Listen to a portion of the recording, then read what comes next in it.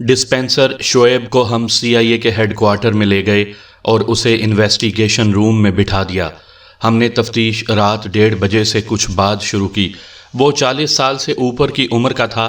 اس سے ہم نے پہلا سوال یہ کیا کہ جس رات مریضہ ڈیزی مری تھی اس رات وہ اس کے کمرے میں گیا تھا۔ رات 1:30 بجے کا وقت تھا، کیا اس وقت مریضہ زندہ تھی؟ میں اس کے کمرے میں نہیں گیا تھا، اس نے جواب دیا۔ اس کے کمرے میں جانا میری ڈیوٹی میں شامل نہیں تھا۔ یاد کرو، میں نے کہا، اس رات 1:30 بجے تم کیا کر رہے تھے؟ میں ڈسپینسری میں ہوں گا، اس نے جواب دیا۔ مجھے کچھ یاد نہیں رہا۔ یہ تو تمہیں یاد ہوگا کہ مریضہ کا خاوند ڈینیل تمہارے ساتھ ایک روز برآمدے میں کھڑا باتیں کر رہا تھا، میں نے کہا۔ مجھے یاد نہیں، اس نے کہا۔ دوسری بار ڈسپینسری کے دروازے پر تمہارے ساتھ کھڑا تھا، میں نے کہا۔ ہو سکتا ہے کوئی دوائی لینے آیا ہو، اس نے کہا۔ شعیب، میں نے اس سے پوچھا، تمہارے بیوی بچے ہیں؟ ہیں صاحب، اس نے جواب دیا۔ بیوی ہے، 4 بیٹیاں اور 1 بیٹا ہے۔ 2 بیٹیاں جوان ہیں۔ کیا ان پر تمہیں رحم نہیں آتا؟ انہی کی خاطر تو نوکری کر رہا ہوں صاحب، اس نے کہا، اور انہی کی خاطر جیل سے دور رہنے کی کوشش کرو، میں نے کہا۔ بدبخت انسان، کیا تم یہ سمجھتے ہو کہ 2 پولیس انسپکٹروں کو دھوکہ دے لو گے جن میں سے ایک انگریز ہے؟ تم نے ایک ہی بار 4-5 جھوٹ بول ڈالے ہیں۔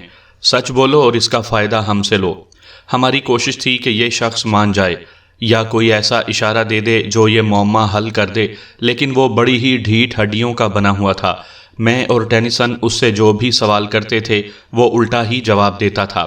یہ ایک خاص قسم کے لوگ ہوتے ہیں، جھوٹ میں انہیں روحانی تسکین ملتی ہے۔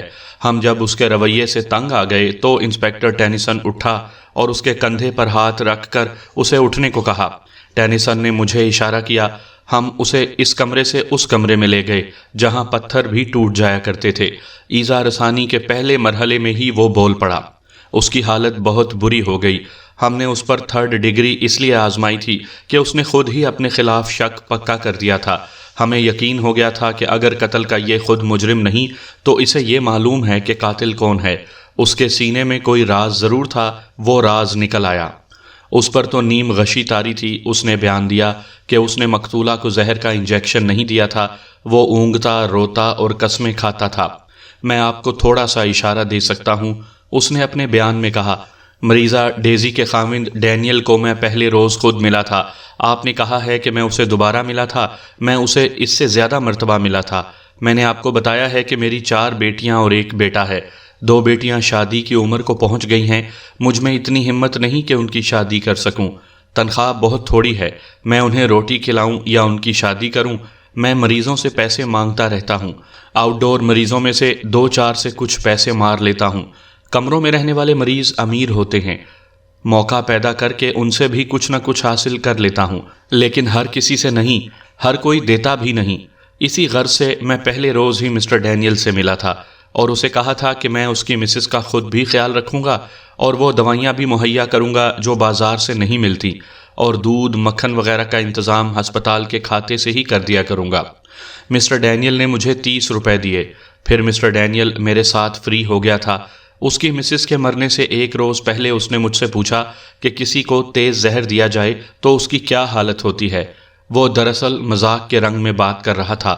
میں نے اسے 2-3 زہروں کے نام بتا کر ان کے اثرات بتائے۔ اس نے پوچھا، کوئی ایسا زہر ہے جو کسی کو دیا جائے تو پتہ نہ چلے کہ اسے زہر دیا گیا ہے؟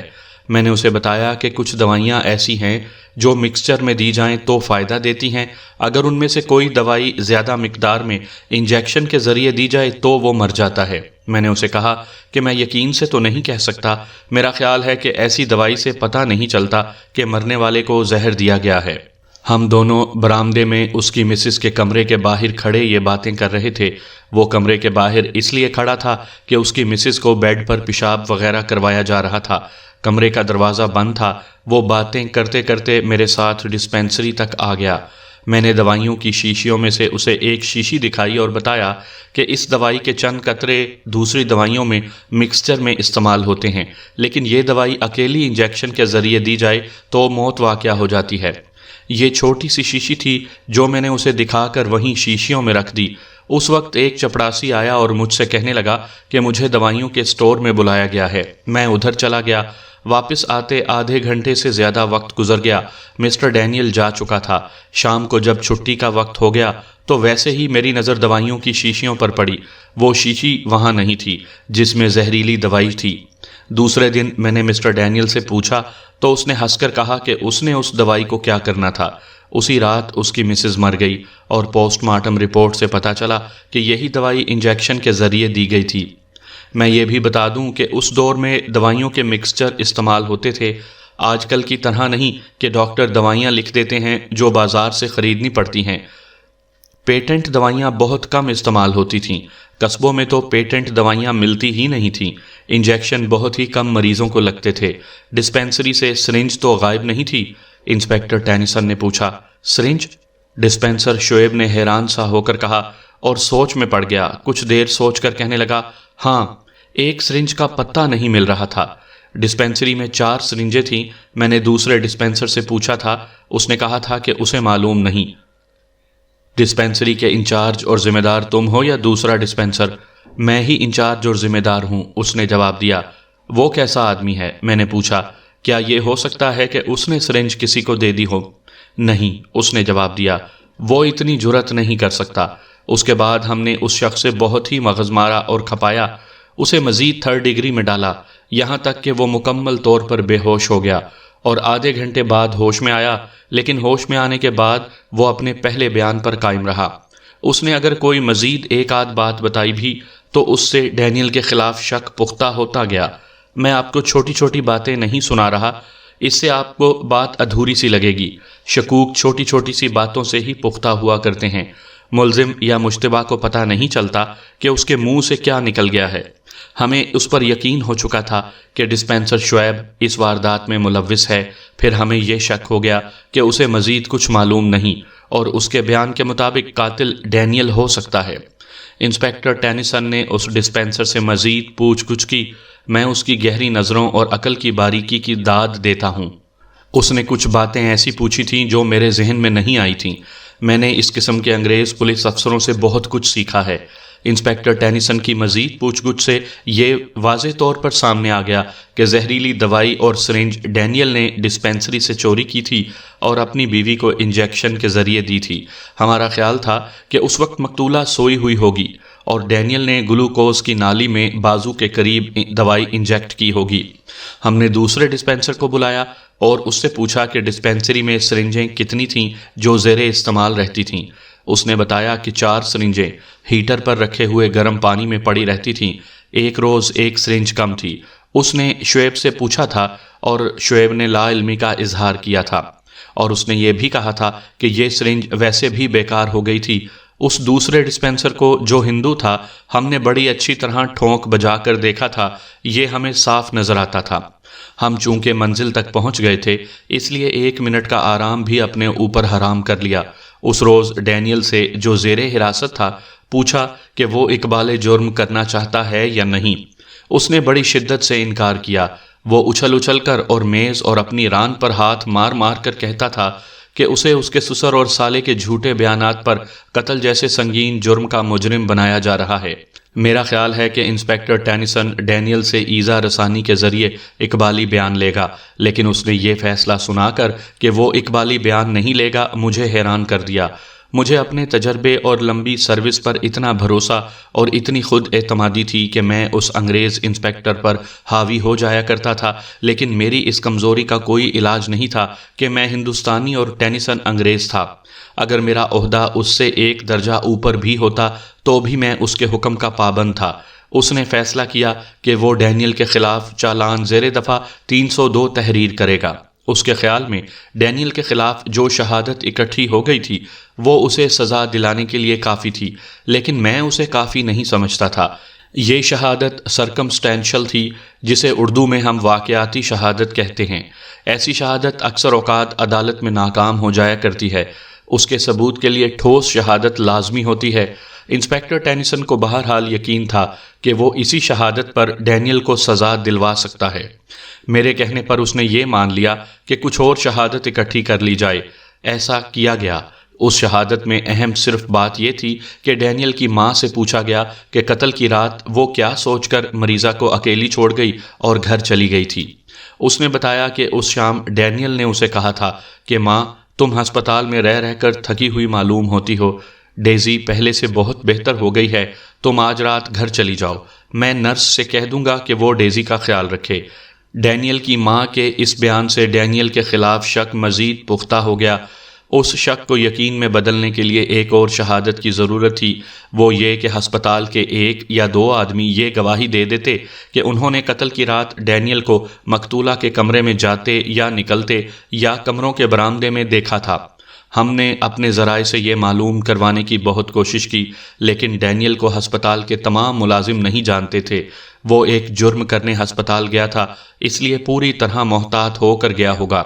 انسپکٹر ٹینیسن نے کہا کہ اسے ایسی شہادت کی ضرورت نہیں، وہ خانہ پوری کر لے گا۔ میں نے ایک بات واضح نہیں کی جو یہاں کر دیتا ہوں۔ میں نے سنایا تھا کہ ڈسپینسر شعیب کو قتل کی رات مریضہ کے کمرے سے نکلتے دیکھا گیا تھا۔ میں نے آپ کو یہ نہیں بتایا تھا کہ اس نے کیا جواز پیش کیا تھا۔ اس نے کہا تھا کہ وہ ڈیزی کو دیکھنے گیا تھا کیونکہ ڈینیل اسے کہہ گیا تھا کہ وہ ڈیزی کا ذرا خیال رکھے۔ کیا ڈیزی اس وقت زندہ تھی؟ میں نے اس سے پوچھا تھا۔ زندہ تھی، اس نے جواب دیا، سوئی ہوئی تھی اور گلوکوز ٹھیک چل رہا تھا۔ میں نے اس سے پیسے لیے ہوئے تھے جو ایک قسم کی اجرت تھی کہ میں یہ اپنی ڈیوٹی نہ سمجھتے ہوئے بھی اس کا خیال رکھتا تھا۔ اس ڈسپینسر کے متعلق میں آپ کو یہ بھی بتا دیتا ہوں کہ وہ بچوں کی طرح بلک بلک کر روتا تھا، ہماری منت سماجت ہاتھ جوڑ جوڑ کر کرتا تھا۔ 2-3 مرتبہ تو اس نے میرے اور انسپکٹر ٹینیسن کے قدموں پر سر رکھ دیا۔ وہ کہتا تھا کہ ہم اس کی بیٹیوں پر رحم کریں۔ انسپکٹر ٹینیسن نے اسے کہا کہ اس پر رحم کیا جائے گا بشرط یہ کہ وہ ہماری مرضی کے مطابق عدالت میں بیان دے۔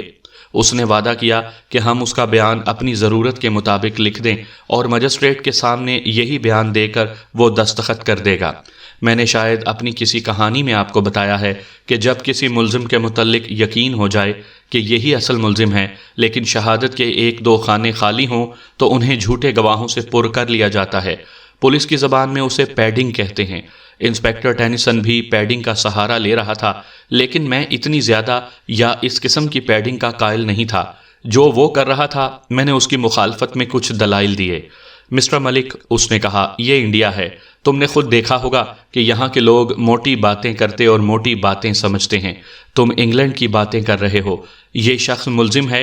اس آدمی اور غیر اہم سی ایک عورت کے قتل کو میں اتنی زیادہ اہمیت نہیں دینا چاہتا کہ دن رات اسی پر دماغ سوزی کرتے رہیں۔ کیا تم جانتے نہیں کہ ہمارے پاس 2 نہایت اہم کیس آئے ہوئے ہیں؟ میں بال کی کھال اتارنے کا عادی تھا۔ یہ عادت کبھی کبھی میری کمزوری بھی بن جایا کرتی تھی۔ میں نے اس انگریز انسپکٹر کی ہاں میں ہاں ملا دی، لیکن میں مطمئن نہیں تھا۔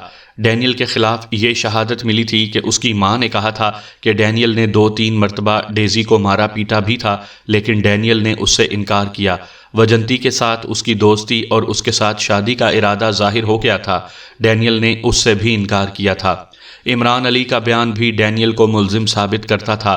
اپنی ماں کو قتل کی رات گھر بھیج دینا، وہ بھی ڈینیل کے ارادہ قتل کو ثابت کرتا تھا۔ ڈینیل کا ڈسپینسر شعیب سے ایسی دوائی کا پوچھنا جو زہر کا اثر کرے اور ظاہر نہ ہو کہ زہر دیا گیا ہے، ڈینیل کے خلاف پختہ شک پیدا کرنے کے لیے کافی تھا۔ ڈسپینسری میں جا کر یہ دوائی دیکھنا اور پھر اس دوائی کی شیشی اور سرنج کا غائب ہو جانا بھی ڈینیل کے خلاف جاتا تھا۔ ایسی ہی 2-3 اور چھوٹی چھوٹی باتیں تھیں جو ڈینیل کے خلاف جاتی تھیں۔ ہم نے یہ تمام شہادت ڈینیل سے پوشیدہ رکھی اور اس کے خلاف چالان تحریر کر دیا۔ ڈسپینسر شعیب کو یہ بیان دینے کے لیے کہا گیا کہ وہ اس بیان کے علاوہ جو وہ ہمیں دے چکا ہے یہ بھی کہے کہ اس رات 1:30-2 بجے کے درمیان ڈینیل ہسپتال میں آیا تھا۔ ہم نے ایک اور آدمی کو یہ بیان دینے کے لیے تیار کر لیا کہ اس نے قتل کی رات ڈینیل کو مقتولہ کے کمرے سے نکلتے دیکھا تھا۔ یہ تو مقدمے کی تیاری کے مسئلے ہیں جن کی تفصیلات میں جانا اس لیے ضروری نہیں کہ بات لمبی ہو جائے گی اور آپ بوریت محسوس کریں گے۔ قصہ مختصر یہ کہ مقدمہ تیار کر کے عدالت میں پیش کر دیا گیا۔ انسپکٹر ٹینیسن نے سب انسپکٹر دیوراج کے خلاف رپورٹ لکھنے کا ارادہ کیا تھا، لیکن میں نے اسے یہ کہہ کر روک دیا تھا کہ یہ اس کا جذباتی معاملہ تھا۔ اس کے اکلوتے بیٹے کی زندگی اور موت کا سوال تھا، اس لیے اسے نظر انداز کر دیا جائے۔ ہمیں ایسی کوئی شہادت نہیں ملی تھی کہ دیوراج نے کسی سے رشوت لے کر تفتیش میں کوتاہی کی تھی۔ دیوراج میرے آگے رو پڑا تھا۔ کیس مجسٹریٹ کی عدالت میں گیا، وکیلوں نے کوئی جرح نہ کی۔ جب کیس سیشن کورٹ میں گیا اور سماعت شروع ہوئی تو یہ بڑا ہی ہنگامہ خیز کیس بن گیا۔ وجنتی اور ڈسپنسر شعیب نے ہماری ضرورت کے مطابق بیان دیے۔ ڈینیل کی ماں سے بھی وہی باتیں کہلوائی گئیں جو ڈینیل پر الزام ثابت کرتی تھیں اور جن کے متعلق ہمیں شک تھا کہ وہ نہیں کہے گی۔ پبلک پروسیکیوٹر اپنے پیشے اور ذہنی لحاظ سے بڑا تیز اور ہوشیار آدمی تھا۔ بات کا بتنگڑ بنانا اور اسے ثابت کرنا اس کا کمال تھا۔ ہم نے کچھ اور شہادتیں بھی پیش کی تھیں۔ عمران علی کی گواہی نے بہت کام کیا تھا۔ سیشن جج ایک انگریز تھا، اسے میں بڑی اچھی طرح جانتا تھا۔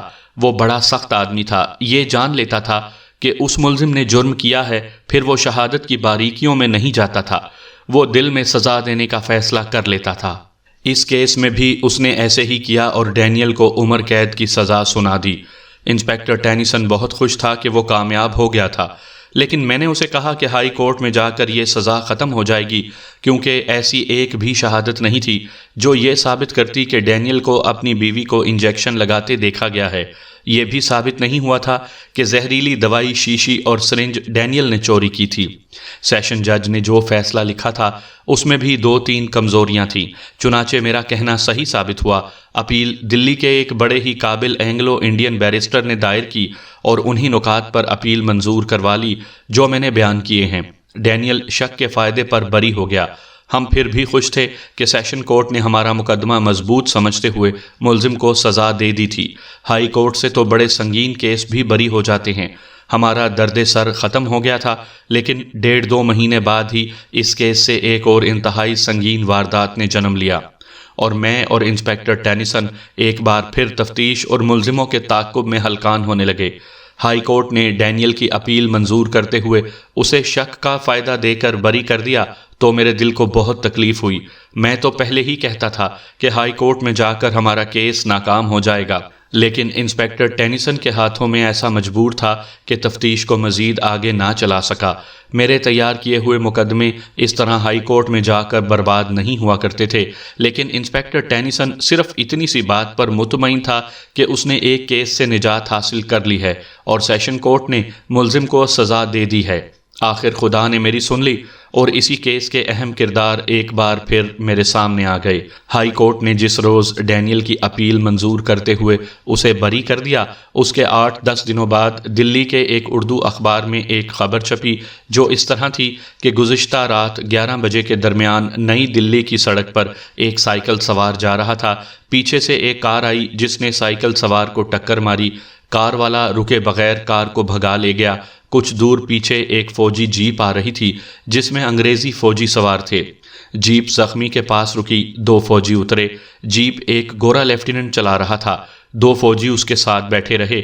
گورے لیفٹیننٹ نے جیپ کار کے پیچھے دوڑا دی۔ کار والا شہر کی طرف آنے کے بجائے غیر آباد علاقے کی طرف جانے والی سڑک پر کار لے گیا۔ جیپ میں بیٹھے ہوئے ایک فوجی نے کار کا ایک پہیہ پنکچر کرنے کے لیے رائفل کے 2-3 راؤنڈ فائر کیے۔ کار رک گئی۔ اس میں سے ایک آدمی باہر نکلا اور سڑک کے اس طرف دوڑتا ہوا نکل گیا جدھر درخت بھی تھے اور زمین کٹی پھٹی تھی۔ فوجیوں نے جیپ کا منہ اس طرف کر کے چند اور راؤنڈ چلائے۔ وہ شخص جیپ کی روشنی سے اور رائفلوں کی زد سے نکل گیا۔ آگے علاقہ ایسا تھا جہاں جیپ نہیں جا سکتی تھی۔ زخمی کے پاس جو 2 فوجی اترے تھے انہوں نے زخمی کو ہسپتال پہنچایا۔ معلوم ہوا کہ مضروب اسی ہسپتال کا ڈسپنسر ہے۔ اس کا نام خبر میں شعیب لکھا تھا۔ یہ دوسری جنگ عظیم کے زمانے کی نئی دلی کا واقعہ ہے، جب شہر کے باہر کے علاقے غیر آباد تھے، بلکہ شہر کے اندر بھی کچھ علاقوں میں آبادی نہیں تھی۔ اب تو وہاں 1 انچ جگہ بھی خالی نہیں ہوگی۔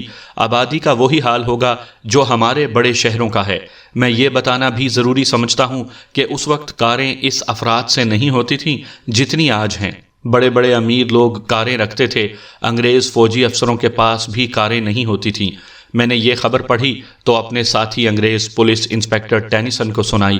اس کے سامنے ہندوستان کا مشہور انگریزی اخبار اسٹیٹس مین پڑھا تھا۔ اس نے یہ خبر اس اخبار میں تلاش کر لی۔ انسپکٹر ٹینیسن، میں نے کہا، یہ وہی ڈسپنسر شعیب ہے جس سے تم نے آدھی سچی اور آدھی جھوٹی گواہی دلوائی تھی۔ میں آج بھی کہتا ہوں کہ مقتولہ ڈیزی کو زہریلی دوائی کا انجیکشن اسی کے ہاتھوں دلوایا گیا تھا۔ خبر میں لکھا ہے کہ ہسپتال میں اس کی حالت تشویشناک ہے۔ اس سے میرا شک پختہ ہوتا ہے کہ قاتل یہی تھا اور خدا نے اسے سزا دے دی ہے۔ اردو زبان کا ایک محاورہ ہے کہ خدا کی لاٹھی بے آواز ہوتی ہے۔ میں نے اسے محاورہ اردو زبان میں سنایا۔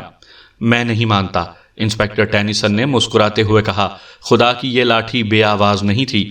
کار نے جب سائیکل کو ٹکر ماری تھی تو اتنی زور کی آواز پیدا ہوئی ہوگی جو دور دور تک سنائی دی گئی ہوگی۔ بھول جاؤ اسے، جو ہوا اچھا ہو گیا۔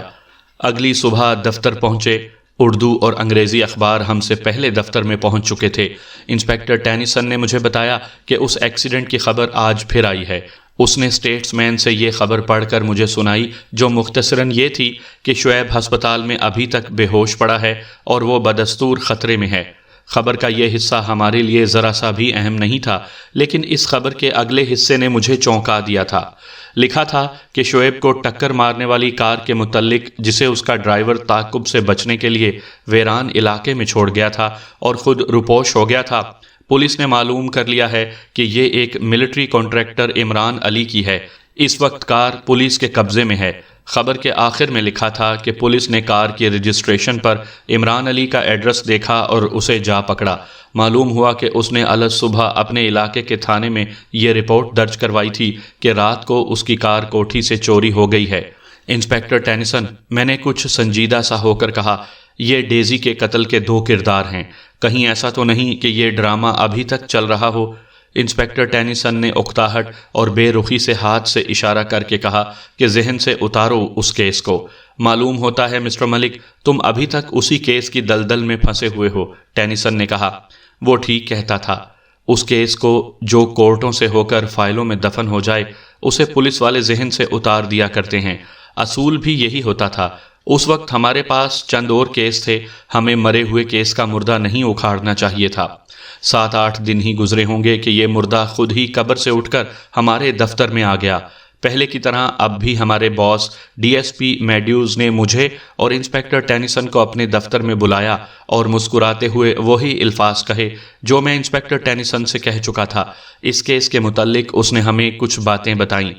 بظاہر یہ ایک کار کی چوری کا کیس ہے، ڈی ایس پی میڈیوز نے کہا، اور دوسری طرف چھوٹے سے ایک حادثے کا کیس ہے کہ ایک کار نے ایک سائیکل کو ٹکر ماری اور سائیکل سوار اتنا مضروب ہوا کہ ابھی تک ہوش میں نہیں آیا۔ تم دونوں شاید جانتے بھی نہیں ہوگے کہ یہ حادثہ ہوا ہے۔ ہم نے اخباروں میں اس کی 2 خبریں پڑھی تھیں، انسپکٹر ٹینیسن نے کہا، اور ہم دونوں نے اس حادثے کو صرف اس لیے اہم سمجھا تھا کہ اس میں اس کرسچن لڑکی کے قتل کے کیس سے متعلق 2 اشخاص کا نام آتا تھا جو ہسپتال میں زہر خورانی سے مر گئی تھی۔ میرا اور ڈی ایس پی کلارک کا خیال یہ ہے، میڈیوز نے کہا، کہ اس کیس کی اہمیت اس سے زیادہ ہے جو تم دونوں سمجھ رہے ہو۔ معلوم ہوتا ہے کہ یہ اس کرسچن لڑکی کے قتل کے کیس کی ہی ایک کڑی ہے۔ تم اسے اسی ڈرامے کا اگلا سین کہہ سکتے ہو۔ ڈی ایس پی میڈیوز نے ہمیں اس کیس کے متعلق طویل گفتگو میں جو بتایا اس کا لب لباب یہ تھا کہ ڈی ایس پی کلارک اس علاقے کا ڈی ایس پی تھا جس علاقے کے تھانے میں عمران علی نے اپنی کار کی چوری کی رپورٹ لکھوائی تھی، اور وہ تھانہ کار کی تلاش اور تفتیش میں مصروف تھا۔ ڈی ایس پی کلارک کو اس تھانے کے ایس ایچ او اور سب انسپکٹر جلال الدین افغانی نے کار کی چوری کے متعلق کچھ ایسی باتیں بتائی تھیں جن سے یہ شک پیدا ہوتا تھا کہ کار چوری نہیں ہوئی اور یہ معاملہ کچھ اور لگتا ہے۔ سب انسپکٹر افغانی نے اپنے شکوک اپنے ڈی ایس پی کلارک کو تفصیلاً بتائے تھے۔ میں آپ کو سب انسپکٹر افغانی کے شکوک کی تفصیلات آگے چل کر سناؤں گا۔ انہی سے یہ کہانی ایک ڈرامے کی صورت اختیار کر گئی تھی۔ ڈی ایس پی کلارک کسی تقریب یا پارٹی میں ہمارے ڈی ایس پی میڈیوز سے ملا اور اس نے ہمارے ڈی ایس پی کو کار کی چوری اور ایکسیڈنٹ کے کیس سنائے۔ اسے معلوم ہو چکا تھا کہ عمران علی اور مضروب ڈسپینسر شعیب کرسچن لڑکی کے قتل کے کیس میں مشتبہ تھے، پھر انہیں استغاثہ کے گواہ بنا لیا گیا تھا۔ ہمارے یعنی سی آئی اے کے ڈی ایس پی میڈیوز نے اسے کرسچن لڑکی کے قتل کا واقعہ اور ہماری تفتیش سنائی۔ دونوں ڈی ایس پی آپس کے صلاح مشورے سے اس رائے پر پہنچے کہ یہ کیس سی آئی اے کے پاس آنا چاہیے، چونکہ عمران علی کے تعلقات پاک یا ناپاک مقتولہ کے ساتھ تھے اور شعیب کا بھی اس کیس کے ساتھ گہرا تعلق تھا۔ اس لیے یہ شک کیا جا سکتا تھا کہ شعیب کو عمران علی نے دانستہ ٹکر ماری اور اس کا ارادہ شعیب کو جان سے مار دینے کا تھا۔ میرے نزدیک یہ شک کچھ کمزور تھا۔ وہ اس لیے کہ عمران علی جیسا دولت مند آدمی اگر کسی بھی وجہ سے غریب سے ایک ڈسپینسر کو قتل کرنا چاہتا تھا تو آسانی سے کروا سکتا تھا۔ وہ اتنا بے وقوف نہیں ہو سکتا تھا کہ اسے یہ بھی معلوم نہ ہوتا کہ سائیکل کو ٹکر مارنے سے کار پر بھی ڈینٹ پڑ جائیں گے جن سے وہ پکڑا بھی جا سکتا ہے۔ شک مجھے بھی کچھ ایسا ہی تھا، لیکن پولیس کے یہ دونوں انگریز ڈی ایس پی اپنے ذہن میں کچھ اور رکھے ہوئے تھے۔ وہ جنگ عظیم کا زمانہ تھا۔ میں نے اس کہانی کے آغاز میں وضاحت سے بیان کر دیا ہے کہ اس وقت ہندوستان میں جاپان کے جاسوس پھیلے ہوئے تھے، ان میں جرمنی کے جاسوس بھی تھے۔ انگریزوں کو یہ خطرہ صاف نظر آ رہا تھا کہ جاپانی فوجیں ہندوستان پر بھی یلغار کریں گی۔ اس وقت ہندوستان کا پڑوسی ملک برما جاپانیوں کے قبضے میں تھا اور جاپان کے بمبار طیاروں نے کلکتہ کی بندرگاہ پر بھی بمباری شروع کر دی تھی۔ جاسوسوں سے تو ہر ملک ڈرتا ہے، لیکن انگریز جاپان اور جرمنی کے جاسوسوں سے زیادہ ہی خوف زدہ تھے۔ اس خوف زدگی کی ایک وجہ یہ بھی تھی کہ جاپان کے جاسوس جو ہندوستان کے ہی باشندے تھے، جاسوسی اور تخریب کاری میں خصوصی مہارت اور ذہانت رکھتے تھے۔ ہندوستان میں انگریز اتنا محتاط ہو گیا تھا کہ رات کو شہروں اور قصبوں میں پولیس گشت کرتی رہتی تھی۔ کسی پر ذرا سا بھی شک ہو جاتا تو اسے تھانے لے جاتے اور پوری تسلی کر کے اسے چھوڑتے تھے۔ ڈی ایس پی میڈیوز اور ڈی ایس پی کلارک کو یہی شک تھا کہ یہ جاسوسی کا ہی کھیل ہوگا۔ اس سے تھوڑا ہی عرصہ پہلے سی آئی اے نے اس سے ملتے جلتے 2 کیس تفتیش کیے تھے۔ یہ دونوں بظاہر دوسرے جرائم کی وارداتیں تھیں، لیکن تفتیش کے دوران پتہ چلا کہ یہ جاسوسی اور تخریب کاری کے کیس ہیں۔ ڈیزی کے قتل کے سلسلے میں جو اشخاص ہمارے سامنے آئے تھے ان سب کا تعلق مسلح افواج کے ساتھ تھا۔ مقتولہ ایئر ہیڈ کوارٹر میں ایئر فورس کے ایک بڑے انگریز افسر کی اسٹینو تھی۔ اس کا خامند ڈینیل جو اس کے قتل کا ملزم تھا جی ایچ کیو میں بڑے اچھے عہدے پر ملازم تھا، اور عمران علی ملٹری کانٹریکٹر تھا، اور اس وقت اس کے پاس ایئر فورس کے 1-2 ٹھیکے بھی تھے۔ اس کیس میں ایک مشتبہ ہندو لڑکی وجنتی بھی تھی جس کا باپ کانگریس کا لیڈر تھا، اور لڑکی سوشل اور پولیٹیکل ورکر تھی، اور وہ گریجویٹ بھی تھی۔ وجنتی کا دوستانہ قتل کے ملزم ڈینیل سے تھا۔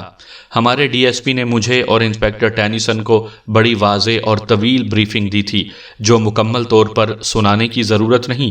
میں آپ کو صرف یہ بتا رہا ہوں کہ اس کیس کا سی آئی اے کے پاس آنا بلا جواز نہیں تھا۔ میں اور انسپیکٹر ٹینیسن یہ کیس لیتے ہی سب سے پہلے ہسپتال میں گئے۔ ڈیزی کے قتل کی تفتیش کے لیے ہم ہسپتال میں نہ صرف آ چکے تھے بلکہ کئی بار آ کر اس سے بڑی اچھی طرح واقف ہو چکے تھے۔ ہم ڈاکٹر سے ملے اور ہمارے کہنے پر وہ ہمیں اس کمرے میں لے گیا جہاں شعیب کو رکھا گیا تھا۔ وہ چونکہ اسی ہسپتال کا ڈسپینسر تھا اس لیے اسے یہ اعزاز دیا گیا کہ الگ کمرے میں رکھا گیا۔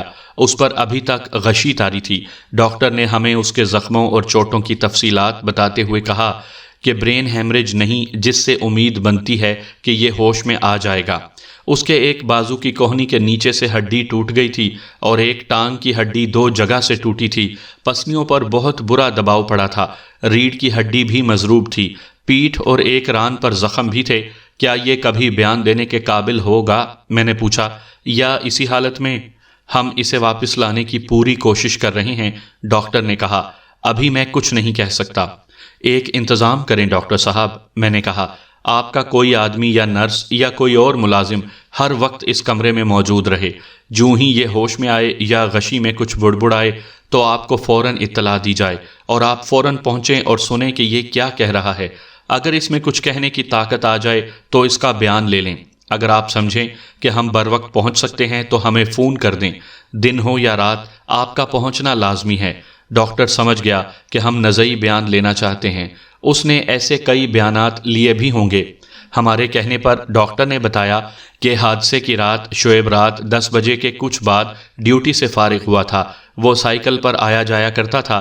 ہم نے ہسپتال میں کوئی باقاعدہ تفتیش نہ کی، صرف یہ دیکھنے گئے تھے کہ مضروب ہوش میں آیا ہے یا نہیں اور اس کی جسمانی حالت کیسی ہے۔ وہاں سے ہم اس تھانے میں گئے جہاں عمران علی نے اپنی کار کی چوری کی رپورٹ دی تھی۔ اس تھانے کے ایس ایچ او نے جو تفتیش کی تھی وہ اس کی فائل میں موجود تھی اور فائل ہمارے پاس تھی۔ یہ ہمارے ڈی ایس پی نے 2 روز پہلے ہی منگوا لی تھی۔